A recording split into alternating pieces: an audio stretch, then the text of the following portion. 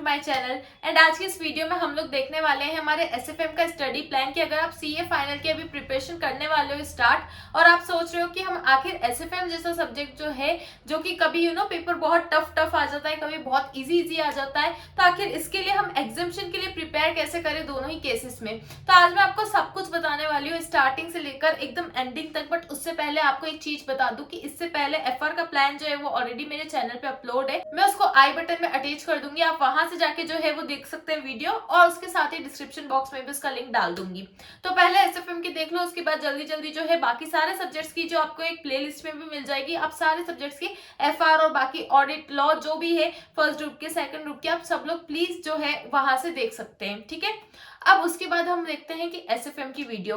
तो स्टार्ट करने से पहले एक छोटी सी बात बोलूंगी मैं कि मैं देखती हूँ कि आप लोग जो है व्यूज वगैरह बड़े अच्छे जम के आते हैं, मगर लाइक्स करने में कंजूसी कर देते हो। अब ये मैं सोचना कि यार लाइक्स वगैरह के लिए बोलने आई हूँ, ऐसा कुछ नहीं है। ये नहीं बोलूंगी कि हाँ लाइक करो ही सही, बस हाँ इतना सा रिक्वेस्ट करूंगी कि ये जो पूरी वीडियो है ना, पूरी वीडियो में मैं आपको जो है 3 से 4 पॉइंट्स बताने वाली हूँ। अब इसमें क्या होगा कि अगर आपको किसी भी पॉइंट में ऐसा लगता है कि कुछ नई बात मैंने बताई है जो कि आपको इससे पहले नहीं पता थी, मे बी अभी अगर वो हो सकता है कि मैं कुछ फैकल्टीज वगैरह का रिकमेंडेशन दूं, आपको फैकल्टीज की वीडियो वगैरह है वो जम जाए, अगर ऐसा होता है, या फिर अगर ऐसा होता है कि मैं कोई रिसोर्सेस वगैरह का रिकमेंडेशन दे रही हूँ जो कि इससे पहले आपको पता ही नहीं था कि हाँ हम ये भी कर सकते हैं, ठीक है, या फिर मैं कुछ और आपको एडिशनल जो है वो टिप वगैरह दे रही हूँ, अगर आपको वो कोई भी चीज बहुत अच्छी लगे कि हाँ यार बहुत जम गई हमें तो ये चीजें, तो उसके बाद प्लीज फिर उसके बाद तो ना लाइक बिल्कुल करना, क्योंकि देखो हार्ड वर्क कर रही हूँ आप लोगों के लिए, बड़ी मेहनत से जो है वीडियो बना रही हूँ, और आज मैं संडे को शूट कर रही हूँ ये वीडियो जो कि मैं अभी कल मंडे को अपलोड करने वाली हूँ। तो यार अपनी सब लोग जानते हैं कि संडे को, वो भी अभी रात के टाइम 7-8 बजे, नॉर्मली इंसान कहाँ होता है, इंसान थोड़ा चिल विल कर रहा होता है, पार्टी मूड में होता है कि वीकेंड है यार तो सेलिब्रेट करो। बट स्टिल मैं यहाँ बैठी हूँ आप लोगों के लिए वीडियो शूट करने, क्योंकि मुझे पता है कि हम लोग जो है भली कितनी पार्टी वार्टी कर ले, आप लोग अभी बहुत ही स्ट्रेस से गुजर रहे हो, क्योंकि आप लोगों के जो है कुछ महीने बाद एग्जाम है, तो आप कैसे भी पार्टी वार्टी कर सकते हो, तो करनी भी नहीं चाहिए। 2-5 महीने जो है ना जिंदगी के दे दो अच्छे से, एकदम सब कुछ भूल भाल के सब कुछ सेक्रीफाइस करो कॉम्प्रोमाइज करके, और बस 3-4 महीने अच्छे से शिद्दत से एकदम पढ़ लो, तो उसके बाद ना लाइफ भर जो है अच्छा पूरा रहेगा, क्योंकि वो जो सीए जो नाम है वो लग जाएगा आगे। फाइनल दे रहे हो देखो तो एकदम लास्ट स्टेज है आपका, तो बस जान लगा दो। ये मत सोचना यार कि क्या कर रहे हैं बाकी सब लोग तो और हम लोग यहाँ पे पढ़ रहे हैं, कोई बात नहीं, पढ़ते रहो, जो रिजल्ट आएगा ना एकदम उसके बाद पार्टी पार्टी होनी है। सोचो ना जरा कि आप जब सीए बनोगे तो आपके मम्मी पापा जो पार्टी करेंगे उसके सामने इन पार्टीज की कोई कीमत है क्या। तो चलो अब हम हमारे टॉपिक पे आ जाते हैं, अगेन बैक टू एसएफएम की एसएफएम आखिर कैसे पढ़े। वो एक्चुअली थोड़ी सी बात निकली थी तो मैं थोड़ा फ्लो में बह गई, बाकी हाँ ठीक है, मतलब यार वो चीजें मोटिवेशन का डोज देना भी ना जरूरी होता है, ठीक है। बट अभी आ जाते हैं हम लोग कि आखिर एसएफएम कैसे पढ़ना है। तो देखो एसएफएम में फर्स्ट टिप मैं आपको बताने जा रही हूँ कि एसएफएम में क्या होता है ना कि बच्चा जो है वो पहले ही कोचिंग कर लेता है। कैसे पहले कोचिंग कर लेता है कि जैसे उसका जो है उसे पता है कि हमारा अटेम्प्ट जो है वो 2-3 साल बाद है, और पहले से कोचिंग तो आप स्टार्ट करनी है, तो नॉर्मली जो है वो बच्चा स्टार्ट करता है एसएफएम या फिर एससीएमपी में, क्योंकि इसमें जो है सबसे कम अमेंडमेंट्स आते हैं। नॉर्मली मुझे पता है कि कोई भी ऐसा नहीं होगा कि 3 साल पहले जो है टैक्सेशन वगैरह की कोचिंग करके रख ले, पता है उधर अमेंडमेंट्स बहुत ज्यादा आने, तो हर किसी का क्या होता है एक पर्टिकुलर सीक्वेंस होता है। तो आप लोगों ने भी एसएफएम की जो कोचिंग वो स्टार्टिंग में करी होगी, और अभी उसके बाद इतनी सारी आपने कोचिंग्स कर ली होगी, ऑडिट की, लॉ की, टैक्सेशन की, तो आप हो सकता है कि मे बी जो है एसएफएम का कॉन्सेप्ट अभी इतने अच्छे से याद नहीं है। तो अगर ऐसा केस है आपके साथ तो आप इसमें एक चीज कर सकते हैं, आपको ये करना है कि आपको जो है सबसे पहले स्टार्टिंग में जो है रिवीजन वीडियोस देखना है, ठीक है। सबसे पहले जो है थोड़ा सा रिवीजन वीडियोस देख लो, और ऐसी वीडियोस नहीं जिसमें कि किसी भी फैकल्टी आई और बस फॉर्मूला बता के चली गई।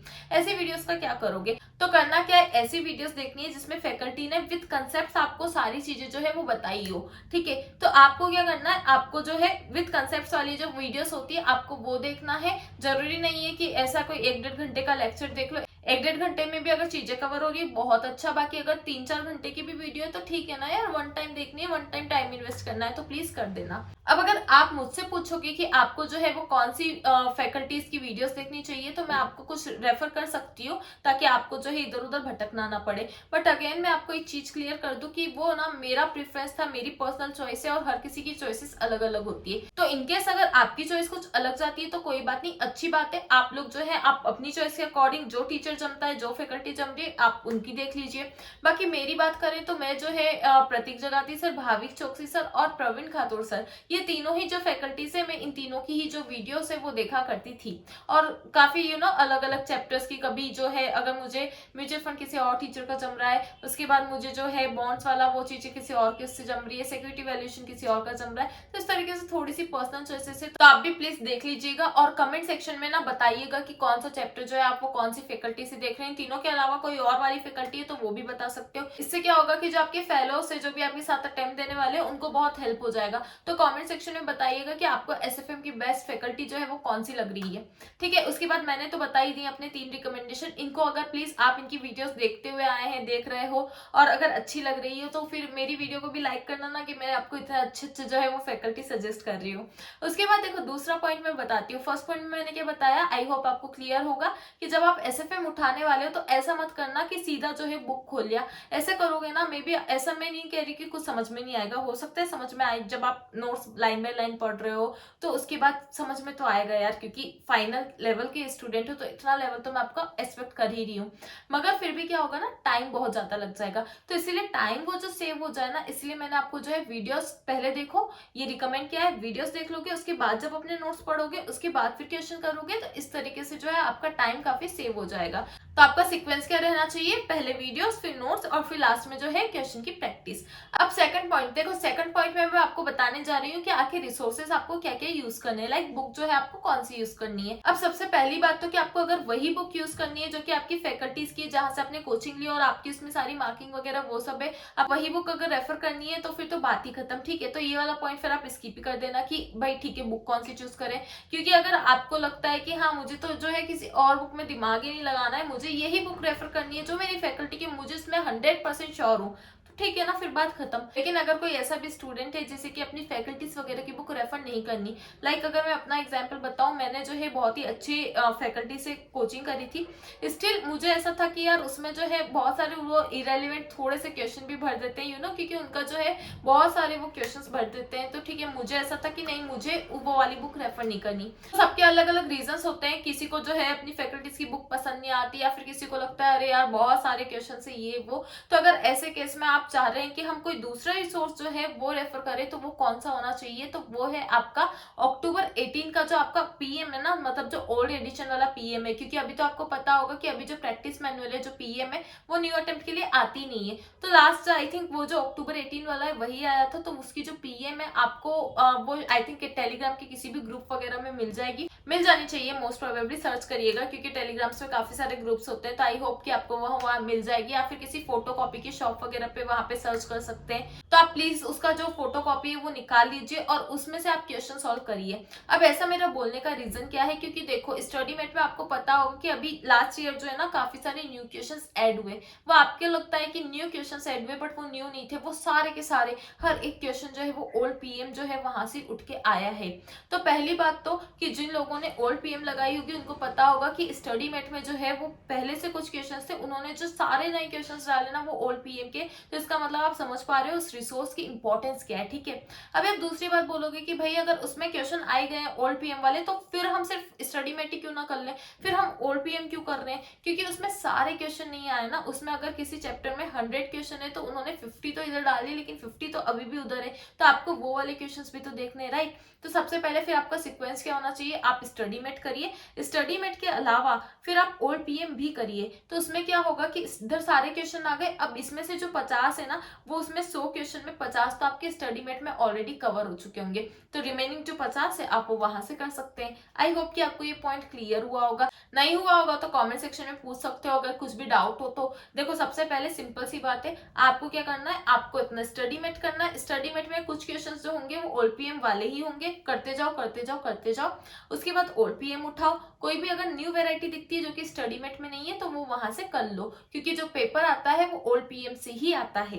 अब आप बोलोगे कि कभी कभी ऐसा होता है कि किसी अटेम्प्ट में ओलपीएम से नहीं भी देते। देखो 4 में से 1 अटेम्प्ट में तो जो है वो ओलपीएम से देते हैं, इतना मैं समझ चुकी हूँ थोड़ा सा पास ट्रेंड देख के। लेकिन इतना भी समझ में आ गया कि अभी जो है 1-2 अटेम्प्ट से थोड़ा सा जो है वो घुमा रहे हैं आपको, ठीक है। जैसे कि क्या हुआ, नवंबर 20 में जो है वो पूरा बाहर से पेपर दे दिया था, इतने टफ टफ क्वेश्चन दिए थे ना नवंबर 20 वाले में। उसके बाद लेकिन जब नेक्स्ट अटेम्प्ट हुआ, लाइक जुलाई 21 का अटेम्प्ट था आई थिंक, हाँ नवंबर 20 के बाद जुलाई 21 का अटेम्प्ट था, तो उसमें जो है उसमें अगेन पीएम से ही जो है आई थिंक 90 मार्क्स का या फिर इस तरीके से कुछ अच्छा खासा, मतलब 80 to 90% जो है वो वहां से पीएम से पेपर आया था। तो इस तरीके से लाइक वो कभी देते हैं कभी नहीं देते। तो आप अगर कहेंगे कि फिर अगर हमने पीएम तो चलो ठीक है कर ली और उसमें से पेपर बनेगा तो कर भी लेंगे, लेकिन उसके बाद अगर हमें थर्ड पॉइंट में हम यही देखने वाले हैं कि अगर वहां से पेपर नहीं बनता है, फिर हम इतना टफ पेपर जो बन के आने वाला है वो टैकल कैसे करें। क्योंकि मैंने क्या बोला कि अगर आप यहाँ से सिर्फ स्टडी मेट और पीएम अच्छे से कर रहे हो ना, तो आपका 80 से 90% जो है वो वहां कवर हो गया।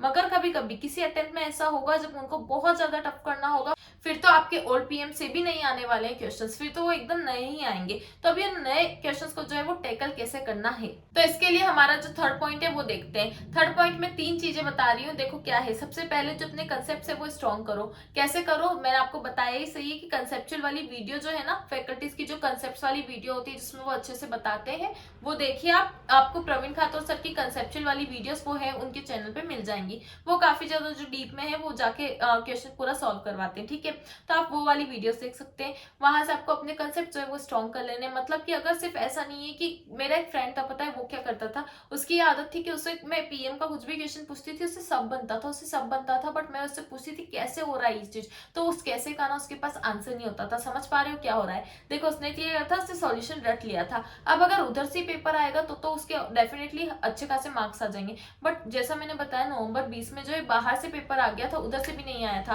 तो ऐसे में जो है वो ऑलमोस्ट सोचो, मतलब यार ओल्ड पीएम से जो है उसने टेस्ट सीरीज वगैरह ज्वाइन करी थी, उधर से उसका पेपर आ गया था, पूरा देखा हुआ, तो उसके 80 से 90 नंबर आए। And he was so much confident कि अभी मेरे अगर इसमें टेस्ट सीरीज में 80 से 90 मार्क्स आ गए तो मेरा जो है एग्जामिशन आ ही जाएगी मेन पेपर में भी। बट नवंबर 20 में चोट ये हो गई कि बाहर से पेपर आ गया। अब क्योंकि उसे आता नहीं था तो वो फेल हो गया और वो 20 वाली लाइन में ही रह गया। तो इसीलिए आपको पता होना चाहिए, देखो क्वेश्चन जब सोल्व कर रहे हो ना तो वो कैसे सोल्व हो रहा है, उस कैसे का भी आंसर ढूंढो, तो ही जाके जो है नेक्स्ट क्वेश्चन पे जाओ, ठीक है। तो यहाँ पे आपको क्या करना है, कंसेप्ट जो अपने स्ट्रॉन्ग करने, सिर्फ रट्टा नहीं मारना है, कंसेप्चुअली समझते जाना है कि ये क्वेश्चन ऐसे सॉल्व क्यों हो रहा है, ये स्टेप अगर यहाँ पे है तो क्यों है यहाँ पे, ठीक है। तो वो चीजें सब देखते जाओ ताकि जब नए क्वेश्चन आएंगे तो वहां पे भी चीजें समझ में आएंगी कि अभी अगर ऐसा है तो मैं किस तरीके से कर सकता हूँ।